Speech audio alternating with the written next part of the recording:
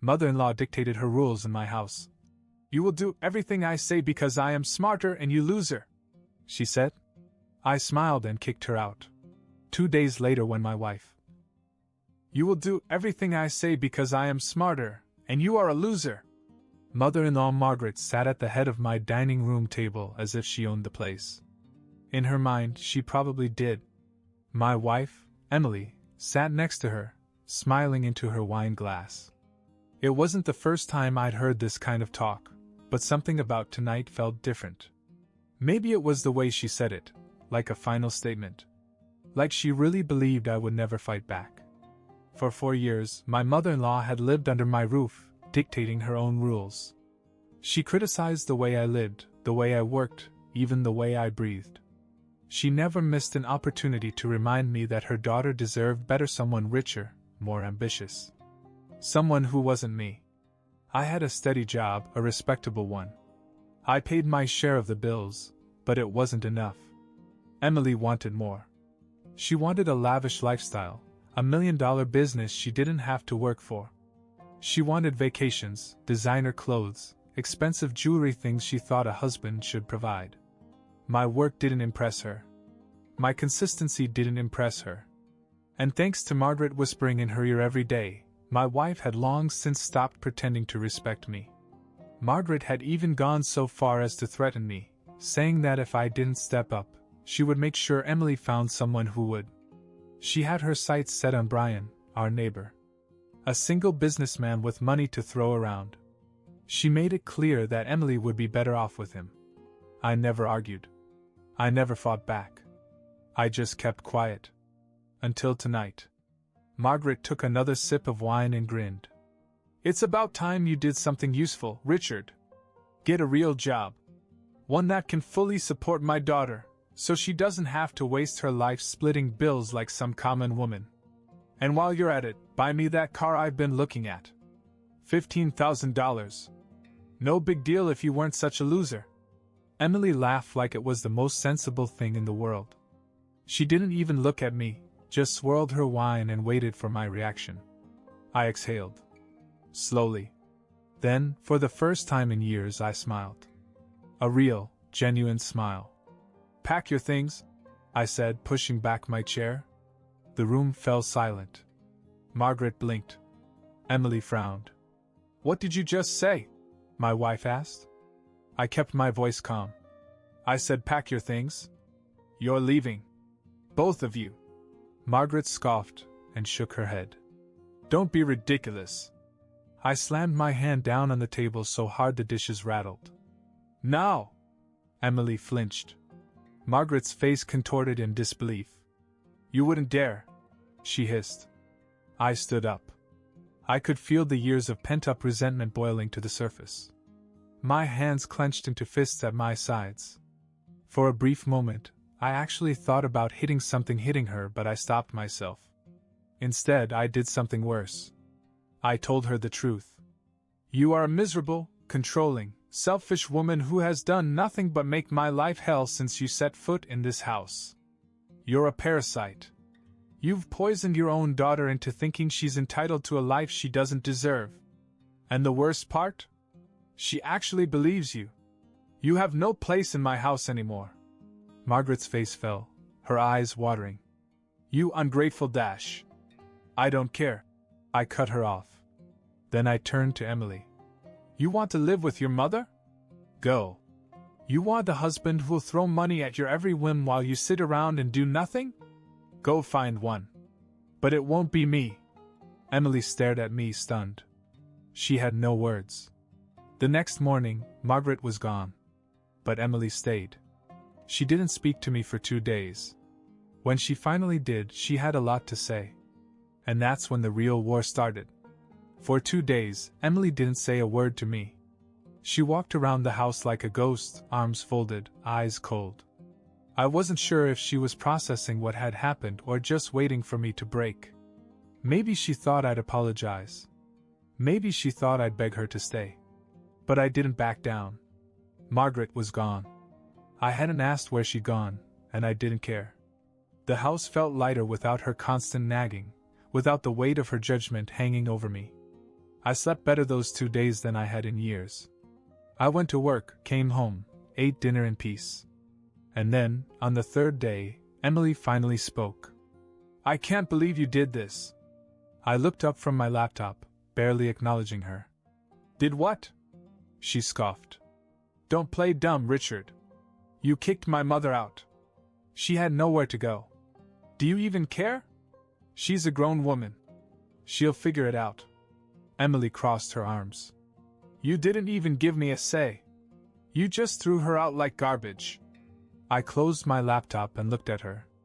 Did you expect me to keep letting her treat me like garbage? In my own house?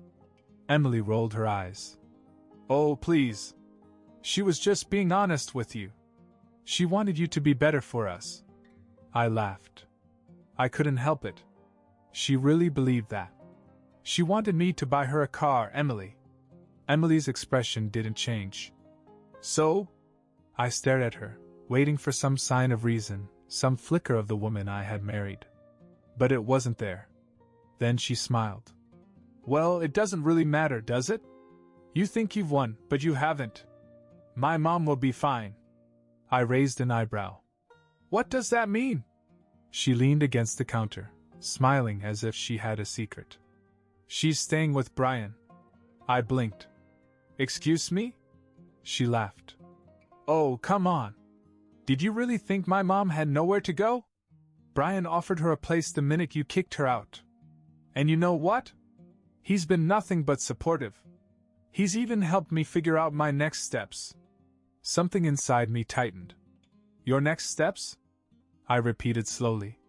She shrugged. I'm just saying, Richard. Brian actually listens to me. He understands what I deserve out of life. Unlike you? I clenched my jaw. Are you saying you're leaving? She tilted her head, pretending to think about it. Maybe. Maybe not. But if I did, I wouldn't be alone for long. I exhaled through my nose. So that's it? You're just lining up your next husband before you even leave? Emily laughed. Oh, stop being so dramatic. I'm just keeping my options open. I nodded slowly, my hands gripping the edge of the table. I had put up with this for years. Years of working my ass off while she and her mother belittled me. Years of thinking that maybe, just maybe, things would change. But now I saw the truth. Emily had never loved me. She loved what I could be if I made more money, if I gave her the lifestyle she wanted, if I became someone she could brag about. But I would never be enough for her. I got up, grabbed my keys, and headed for the door. Where are you going? She asked. I didn't even look back. To get divorce papers. Her laughter stopped. You're kidding. I opened the door. You have 2 days to get your things together, Emily. And if you think Brian's such a great guy, you can live with him. For the first time, real panic flashed across her face. Wait, Richard, let's just dash. I didn't wait for her to finish. I walked out, slamming the door behind me. The war was over.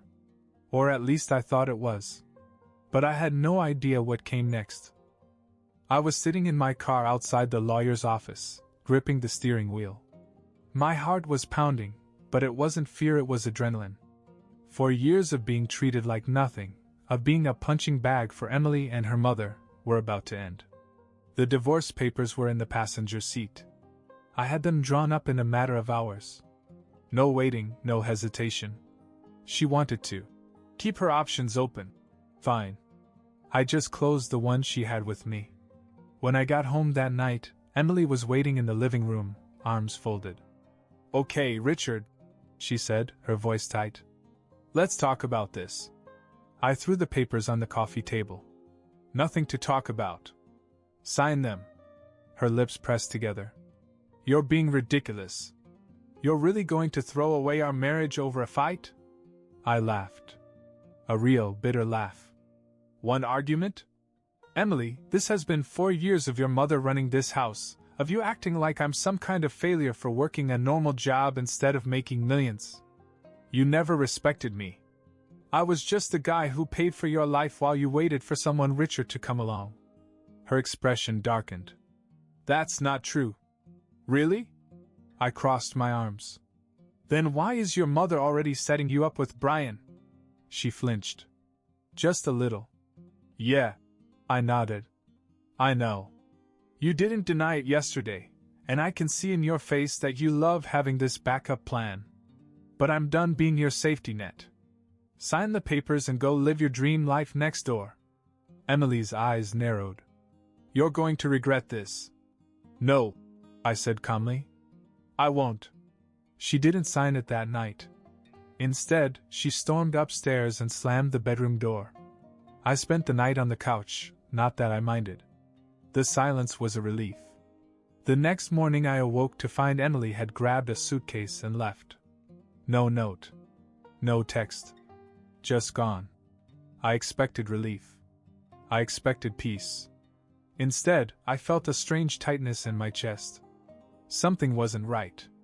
And I was right to worry. Because 2 days later I got a phone call from Brian. Richard, he said, his voice tense. I need to talk to you. I frowned. About what? There was a long pause. Then he sighed. Just come over. I didn't owe Brian anything, but my curiosity got the better of me. I went next door and knocked. He opened the door, looking exhausted. Then I saw them. Emily and Margaret sitting in his living room. Emily looked smug. Margaret looked like she just won the lottery. Brian ran his hand over his face.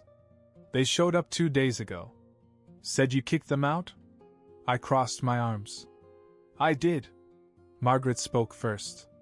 Brian understands our value. He's a real man. Not some pathetic little worker bee. I looked at Brian. His jaw clenched. Something was wrong. Emily smiled. You're looking at my new home, Richard. Brian has been so kind to help me with the transition. I just nodded. Right. Well, that's great. Have a nice life. I turned to leave. Brian grabbed my arm. Wait. I raised an eyebrow. His voice dropped to a whisper. Get her out. I blinked. What? Brian glanced into the living room, as if to make sure they couldn't hear. Then he pulled me outside and closed the door behind us. I made a mistake, he said. I let her stay for a few days. Their ex-wife said she needed time to sort things out. I didn't think much of it. He ran a hand through his hair. But man, these women are crazy. I grinned. Yeah. No kidding. He shook his head. Your mother-in-law is demanding things left and right. She's already talking about redecorating my house. Emily acts like this is her house now. She doesn't clean, she doesn't cook, she doesn't do anything but spend my money and tell me how to live. I let out a low whistle. Sounds familiar. Brian sighed. I tried to be nice. But when Margaret started talking about how I should buy her a car because it's a man's job to provide, he shook his head. I knew I screwed up. I crossed my arms. So what do you want from me? He looked at me desperately. Help me get her out. I chuckled. Nah. Not my problem. Richard, come on, man. I dash. The door burst open. Margaret stood there with her arms crossed. What's taking so long?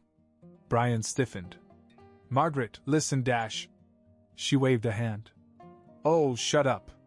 Real men talk. I saw something snap in Brian's eyes. Margaret turned to me. I knew you'd come crawling back. Can't handle life without Emily, can you? I grinned. Oh no, I'm just here to enjoy the show. Margaret frowned. What show? I gestured to Brian. Tell her, buddy. Brian took a deep breath. Then he squared his shoulders. Margaret. Emily. Get out of my house. Emily shot to her feet. Excuse me? Brian's voice was steel. You heard me. Get out. Right now. Margaret's face turned red. You can't do that. We live here now. Brian let out a cold laugh. You think you can? This isn't your house. You were guests. But I'm done. Emily's face twisted in disbelief. But Brian, we need you. You said you wanted a partner, Someone to share your life with. I wanted a friend, not a financial burden. Emily's mouth dropped open. Brian pulled out his cell phone and tapped on the screen. I've already called a locksmith. The moment you leave, the locks will be changed. Margaret looked genuinely shocked. You wouldn't dare. Brian shrugged. You said it yourself, Margaret. Real men make the rules. I almost felt sorry for them. Almost. Emily turned to me, her expression desperate. Richard, please. I cut her off. I gave you a choice. You made it. Now live with it. She opened her mouth, but I turned and walked away. When I reached my front door, I heard Margaret screaming and Emily pleading. I went inside, locked my door, and let out a long breath. It was finally over. Or at least I thought it was. I finally felt free. For the first time in years, my house was mine. No insults, no demands, no one calling me a failure. I could wake up in peace, eat my meals without anyone judging me, and spend my evenings as I pleased. But peace doesn't last when you've pissed off the two most entitled women in the world. 3 days after Brian kicked them out, I came home from work to find them standing in my driveway. But they weren't alone. Margaret, Emily, and a policeman. I frowned as I pulled up and got out of the car. The officer looked at me, then at Margaret, who had a look of pure smugness on her face. Richard, she called out, fake sweetness dripping from her voice. We need to talk. I ignored her and looked at the officer. Is there a problem, officer? He sighed, clearly already tired of whatever nonsense they were spewing at him. Sir, these women claim you illegally evicted them from this property. I blinked. Excuse me? Margaret jumped in, her voice shrill. This is my daughter's home. Richard kicked us out with no notice, no legal paperwork, nothing. We have rights, you know.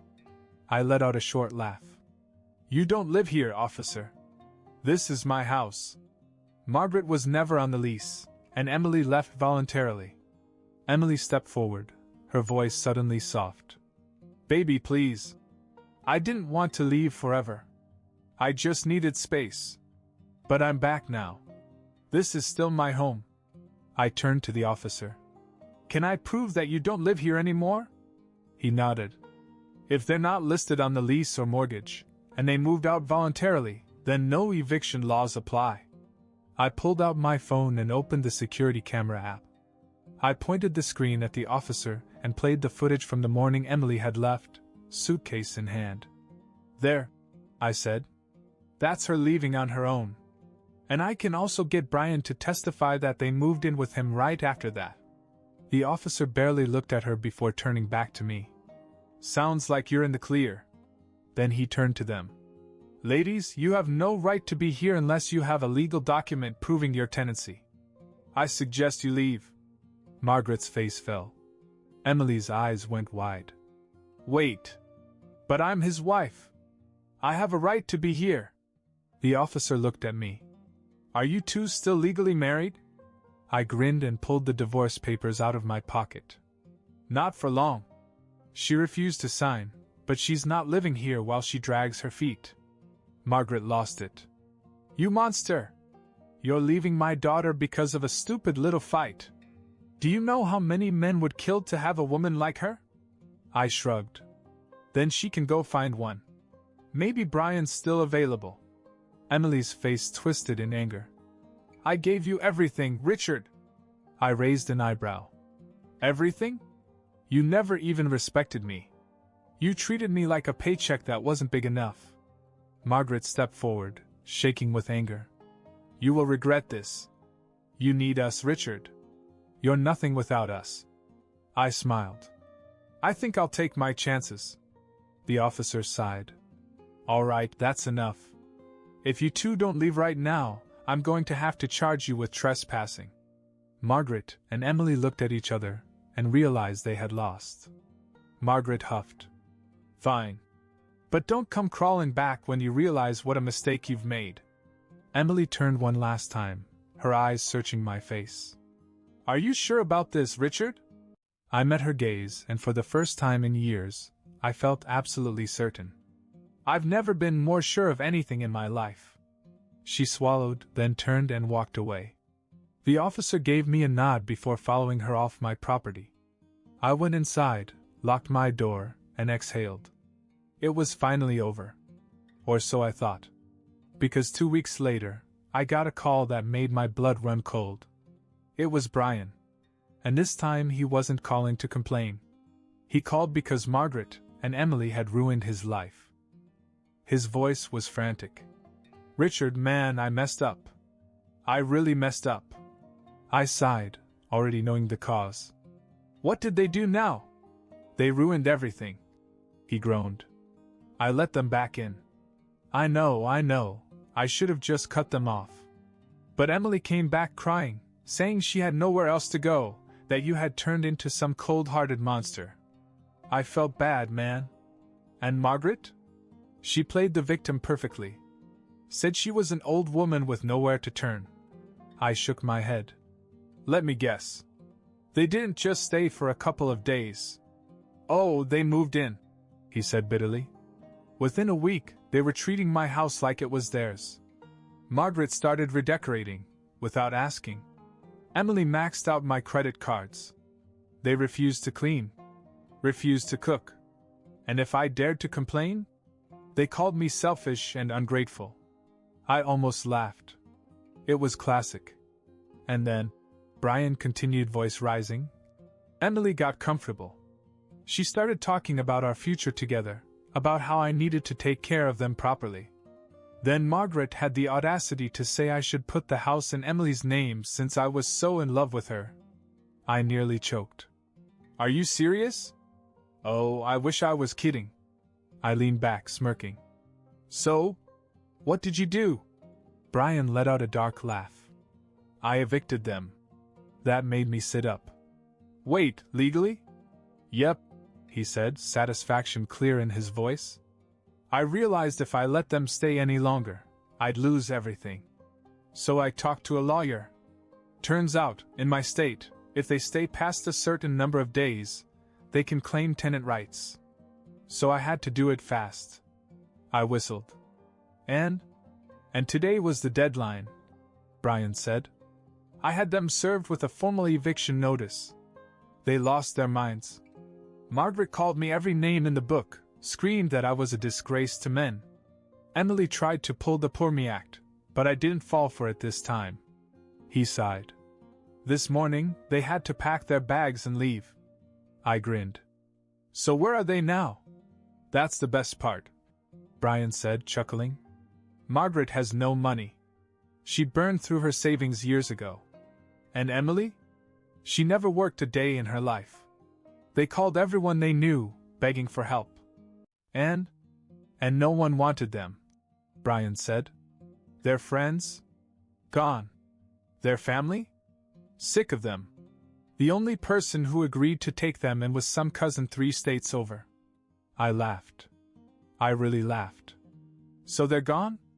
"Gone," Brian confirmed. "And good riddance." I let out a breath I didn't realize I was holding.